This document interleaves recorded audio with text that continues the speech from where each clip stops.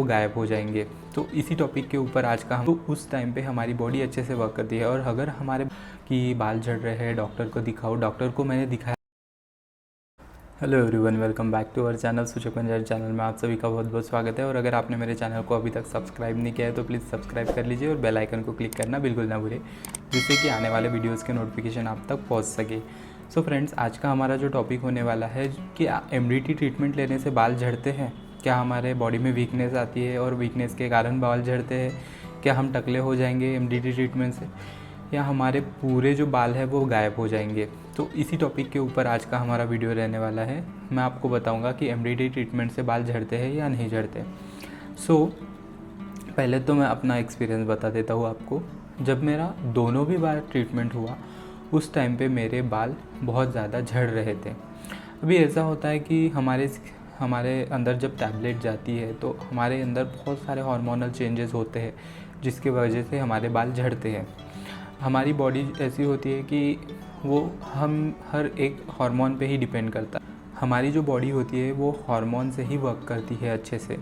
अगर हमारे हार्मोन अच्छे से चालू है हमारी बॉडी में तो उस टाइम पे हमारी बॉडी अच्छे से वर्क करती है। और अगर हमारे बॉडी में हार्मोन इम्बैलेंस हुआ उसकी वजह से फिर हमें एक्ने, पिंपल्स या फिर बाल्डनेस, हेयर फॉल, ये सभी प्रॉब्लम आ जाते हैं।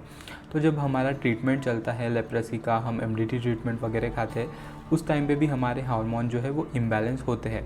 ये मेरा खुद का एक्सपीरियंस है और क्लिनिकली क्या होता है वो मुझे नहीं पता, बट मेरा खुद के एक्सपीरियंस से मैं बताऊँ तो हाँ, थोड़े बहुत बाल झड़ रहे थे उस टाइम पे, जो कि यूजुअली नहीं झड़ते हैं। ज़्यादातर मेरे बाल ऐसे हैं कि नहीं झड़ते थे, बट उस टाइम पे ज़्यादा झड़ते थे।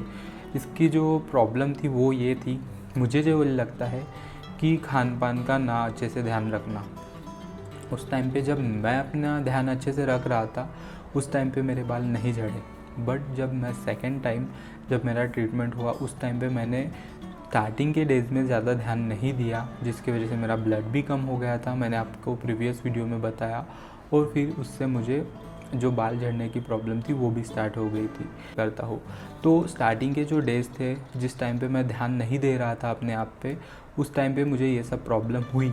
बट जब मैंने अपने आप पे अच्छे से ध्यान दिया, अच्छा खाना वगैरह खाया, एक्सरसाइज वगैरह किया, खुद को हैप्पी सेल्फ मोटिवेटेड रखा, तो वैसे ही रिवर्स चेंजेस होने लगे मेरे बॉडी में। और जो बाल झड़ रहे थे वो भी रिवर्स होने लगा।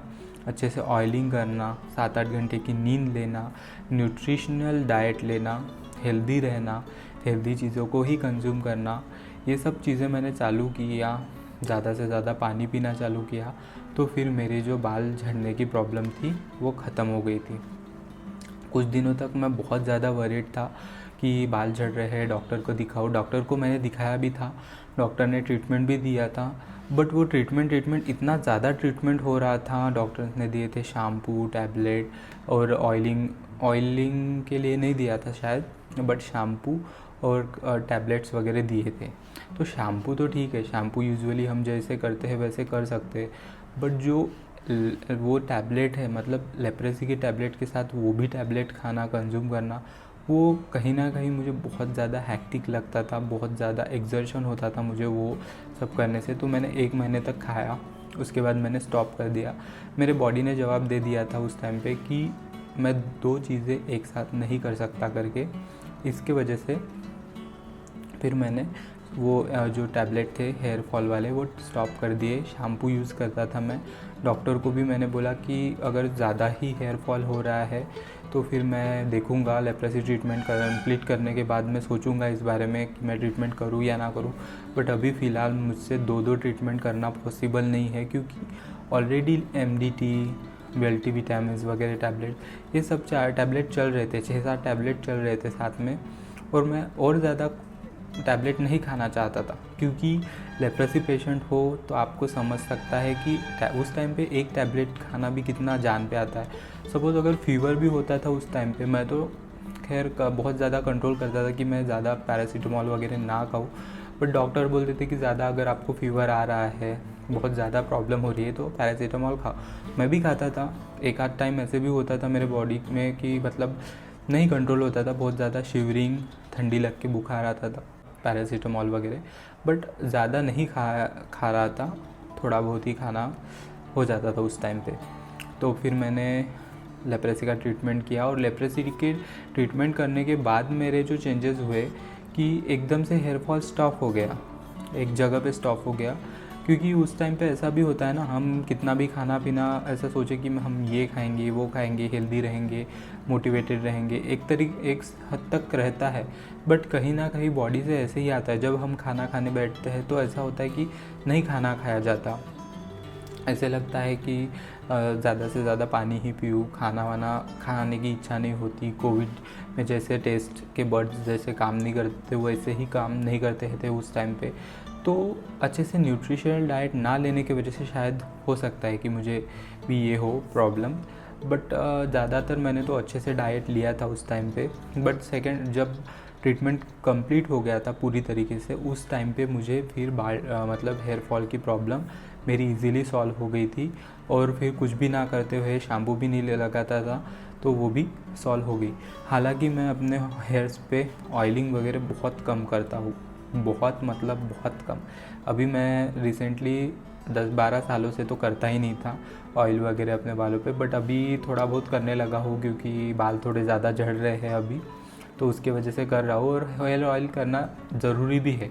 जितना आप हेयर ऑयलिंग करते हो तो उससे कैसा होता है कि आपके जो हेयर के जो स्कैल्प होता है आपका, वहाँ के जो ब्लड सेल्स होते हैं, वहाँ का सर्कुलेशन अच्छे से होता है। और जो सर्कुलेशन अच्छे से होता है, ब्लड सर्कुलेशन, तब आपकी जो हेयर ग्रोथ होती है वो भी अच्छे से होती है, प्लस आपको रिलैक्स भी फील होता है। तो हेयर ऑयलिंग किया करो।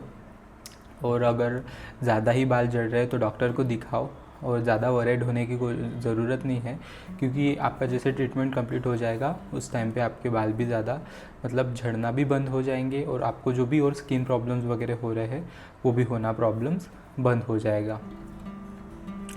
और मुझे एक कमेंट आया था कि क्या हम अपने फेस पे फेस सीरम अप्लाई कर सकते हैं। हाँ, ज़रूर आप अपने फेस पे फेस सीरम अप्लाई कर सकते हो, उसमें कोई भी प्रॉब्लम नहीं है। और मुझे एक कमेंट आया था किसी तो भी भैया का कि जो बोल रहे थे लेप्रेसी हो गया है, कुछ उपाय बताओ मुझे, क्या करूँ, बचा लो मुझे, ऐसा कुछ तो भी कमेंट था उस टाइम में।